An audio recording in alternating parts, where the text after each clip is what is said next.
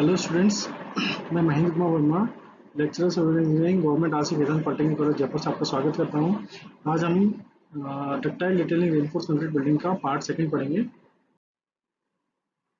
ये हमारा chapter number 6 है। इसमें हम ये पार्ट बच रहे थे, सिलेबस में है जो हमारे columns and frame member subjected to axial load and bending, longitudinal reinforcement of column, transverse reinforcement of column, special confining reinforcement, beam column joint and shear wall. सबसे पहला फर्स्ट पॉइंट है column and frame member subjected to axial loading and bending. जैसा कि हमें पता है कि जो कॉलम होता है वो वर्टिकल मेंबर होता है। कंप्रेशन में जो कॉलम होता है वर्टिकल मेंबर होता है, और कॉलम में एक तो एक्सियल लोड और बेंडिंग दो चीजें वर्क करती हैं। ठीक है, और जो कॉलम होता है इसमें दो टाइप का रेनफोर्समेंट लगाया जाता है। पहला होता है लॉन्जिट्यूडनल बार्स और दूसरा होता है ट्रांसवर्स रेनफोर्समेंट। ठीक है, तो जो अर्थक्वेक लोड होता है टेंशन में, ये कॉलम की दोनों कॉलम जो फेज कॉलम के दो फेस होते हैं फ्रेम के अंदर, तो ये रिवर्सिबल नेचर का होता है।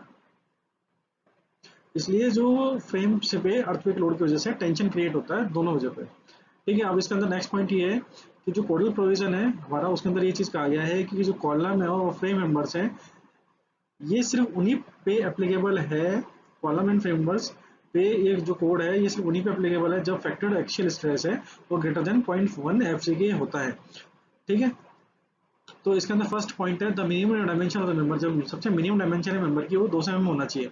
ठीक है, और फ्रेम के केस में जिसमें बीम्स भी हैं तो सेंटर टू सेंटर स्पान अगर एक्सीड कर रहा है 5 मीटर में, ठीक है, फ्रेम्स के अंदर मिनिमम जैसे नॉर्मल तो ये बताया गया है कि मेंबर की डायमेंशन 200 mm से कम होनी ही नहीं चाहिए।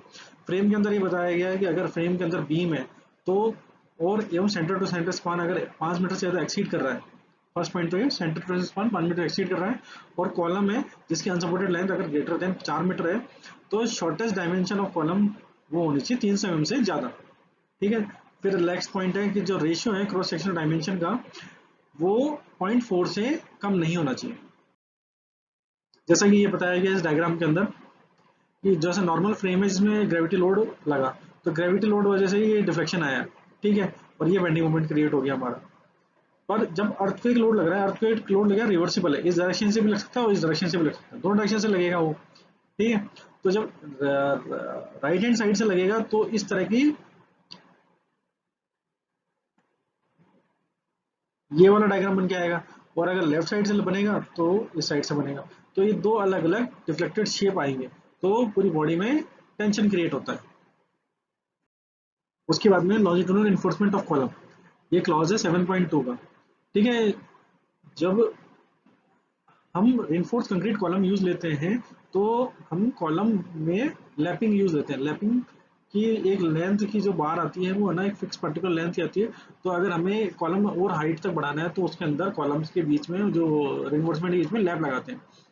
ठीक है, जो लैप की लेंथ है ये रेनफोर्समेंट और कंक्रीट दोनों पे डिपेंड करती है। तो इसके अंदर जो फर्स्ट पॉइंट है ये जो अपन पढ़ेंगे इसमें ये है कि जो लैप की लेंथ है ये ये तभी प्रोवाइड करनी चाहिए, कब प्रोवाइड करनी चाहिए, जब कॉलम की मिडल हाफ में प्रोवाइड करनी चाहिए। ठीक है, ना कि टॉप और बॉटम में। ठीक है, in the middle of the column. ठीक है, और एक बार में एक कॉलम के अंदर only half vertical members bar ही लैपिंग करनी चाहिए एक स्टोरी के अंदर। ठीक है, फिर नेक्स्ट पॉइंट है when laps are provided ties must be provided over the entire lap length, कि जितनी लैपिंग हम कर रहे हैं उस डिस्टेंस पे हमें टाइज प्रोवाइड करनी है जो सेंटर टू सेंटर जिसकी डिस्टेंस 150 mm से ज्यादा नहीं होनी चाहिए। ठीक है, इसका एक डायग्राम अगले स्लाइड्स में देखेंगे अपन। फिर नेक्स्ट पॉइंट है ट्रांसवर्स रेनफोर्समेंट ऑफ कॉलम। तो transverse reinforcement of lateral ties in column also serve three purpose. जो ट्रांसवर्स रेनफोर्समेंट होता है कॉलम में ये तीन मेन काम करता है। पहला है कि ये जो हॉरिजॉन्टल शियर फोर्स होता है जो अर्थक्वेक के द्वारा आता है उसको कैरी करता है और डायगोनल क्रैकिंग होने से बचाता है। दूसरा है कि ये वर्टिकल बार्स को एक साथ एक ही प्लेस पे रखता है। ठीक है, और तीसरा है ये बकलिंग, जो वर्टिकल बार्स की जो बकलिंग हो रही है उसको रोकता है। ठीक है, तो लेटरल टाइज के लिए कॉलम के अंदर हमारे कुछ प्रोविजन दिए गए हैं, उसका क्लॉज नंबर 7.3 है। वो है कि जो ट्रांसवर्स रेनफोर्समेंट है सर्कुलर कॉलम के लिए वो तो स्पाइरल या सर्कुलर होना चाहिए। ये हमारा डायग्राम है अरेंजमेंट ऑफ टाई। ये जैसे ये लैपिंग हो रहा है तो लैपिंग में ties have spacing not greater than d/4 और 100 mm, और 75 mm से ज्यादा होनी चाहिए ये हाइट में। ये स्पेसिंग इधर की ग्रेटर देन d/2, ये क्लोजर टाइज है। तो इस हिसाब से एक पूरे कॉलम के अंदर ये अलग अलग साइज के हिसाब से ये क्लियर हाइट है। नेक्स्ट पॉइंट है कि वो रेक्टेंगुलर कॉलम जो लेटरल टाइज है वो एक क्लोज स्टीरअप है होनी चाहिए जिसकी 135 डिग्री का हुक होना चाहिए with approximate extension of 10 times bar dia but not less than 75 mm। ठीक है। और जो टाई के जो पैरेलल लेग्स हैं वो 300 mm से ज़्यादा दूर नहीं होने चाहिए। अगर 300 mm से ज़्यादा पैरेलल टाई के लेग्स जा रहे हैं तो एक क्रॉस टाई या एक पेयर ऑफ ओवरलैपिंग टाई भी प्रोवाइड करनी चाहिए। ठीक है। और लास्ट पॉइंट है कि जो स्पेसिंग ऑफ टाई है वो should not exceed half the least lateral dimension where spacing confinement enforcement is provided. ये हमारा डायग्राम है। जैसे ये है सिंगल लूप। सिंगल लूप में ये देखिए कि जो बी की value less than equal to 300 mm है और एच की value less than equal to 300 mm है। H shall be larger of H C और बी सी। ठीक है। और ये हमारा टाइंग दे दी। अगर single loop with cross tie, ये क्रॉस टाई दे दिया हमने। जब 300 mm से ज्यादा जा रहा है तो हमने क्रॉस टाई दिया। ठीक है। या overlapping hook with a cross tie. फिर है special confining reinforcement clause 7.4।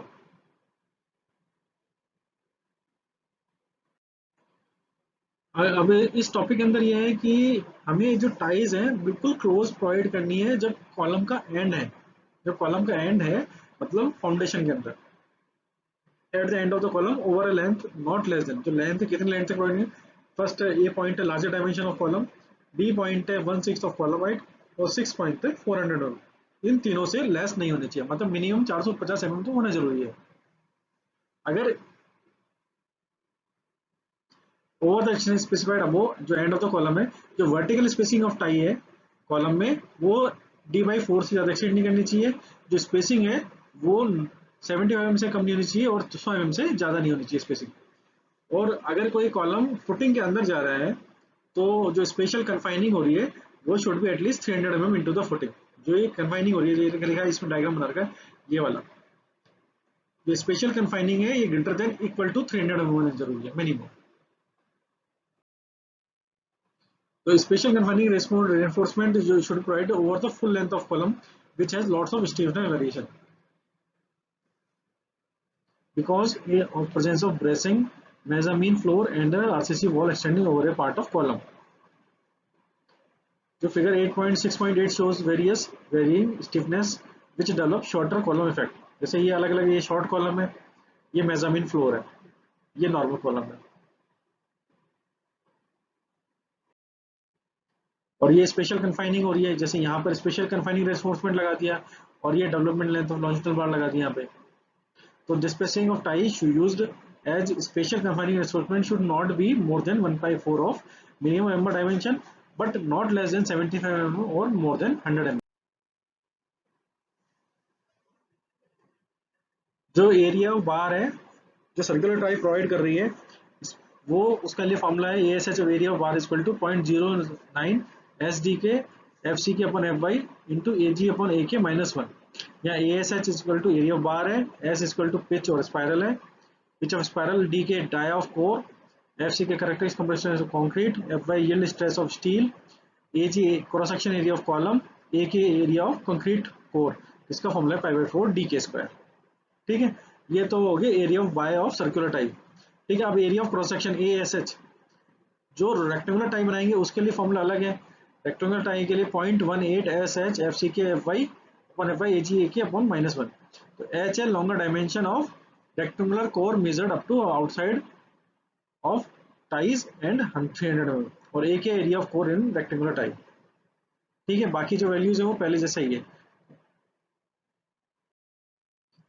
Next point है बीम कॉलम जॉइंट।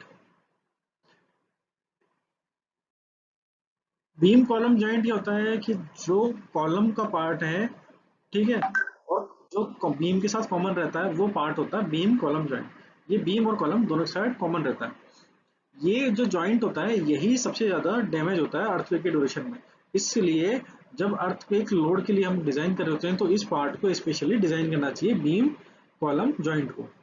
तो इसके लिए हमें कुछ स्पेशल कोडल प्रोविजंस दिए गए बीम कॉलम जॉइंट के लिए जिसका क्लॉज 8.0 है 13,920 कोड नंबर के अंदर। तो इस पे पहला पॉइंट है कि the special confining reinforcement as required at the end of the column should be provided through the joint. ठीक है। ये just tie in a beam column joint. ये हमारा कॉलम है ठीक है ये हमारा बीम है ठीक है। तो ये जो ये बीच वाला पोर्शन ये है close tie at the junction spacing did not greater, जो स्पेशल कन्फाइनिंग रेनफोर्समेंट प्रोवाइड कर रहे हैं हम eight the end of column, ये जॉइंट के थ्रू प्रोवाइड करना चाहिए, और जो स्पेसिंग ऑफ टाई है शुड नॉट एक्सीड 150 mm।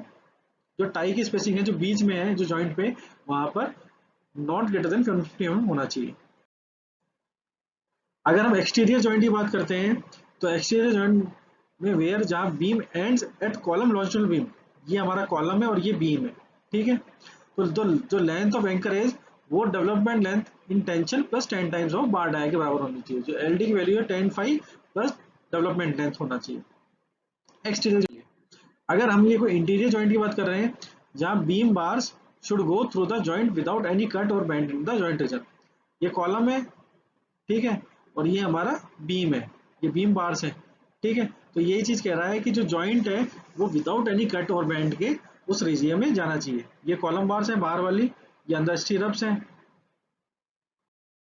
उसके बाद में नेक्स्ट पॉइंट है शियर वॉल, ठीक है। शियर वॉल्स क्या होती है, ये एक वर्टिकल प्लेट या रेनफोर्स कंक्रीट वॉल्स होती हैं जिन्हें हम शियर वॉल कहते हैं।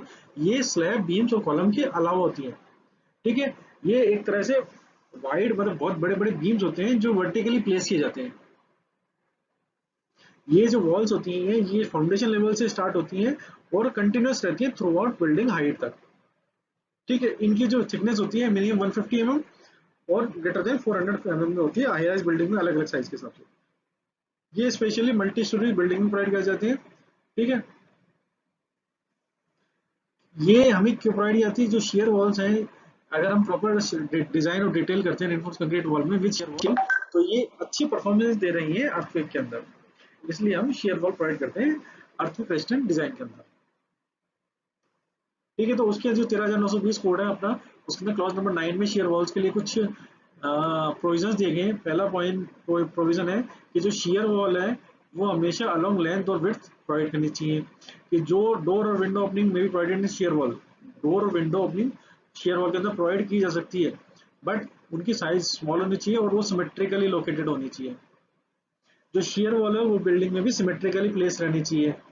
जो स्टील बार्स हैं वो वर्टिकल और हॉरिजॉन्टल ग्रिड्स के अंदर प्रोवाइड करनी चाहिए हमें शेयर के अंदर। जो minimum area of reinforcing steel है वो at least 0.0025 times of cross sectional area of each horizontal vertical direction के बराबर होना चाहिए। और जो वर्टिकल रेनफोर्समेंट है वो भी यूनिफॉर्मली पूरे वॉल के अकॉर्डिंग पूरी यूनिफॉर्मली वॉल पे शिफ्ट करना चाहिए। तो जैसे ये डायग्राम बना हुआ है, एक बिल्डिंग है, तो बिल्डिंग में ये एक पोर्शन है ये वाला, ठीक है, ये आरसी शेयर वॉल है और ये भी शेयर वॉल है। तो यही चीज बताइए, एक शेयर वॉल ये, फिर इसके सामने यहाँ पर और एक यहाँ पर, तो एक सिमेट्रिकल पैटर्न आ गया। तो सिमेट्रिकली हमें शेयर वॉल को प्लेस करना चाहिए।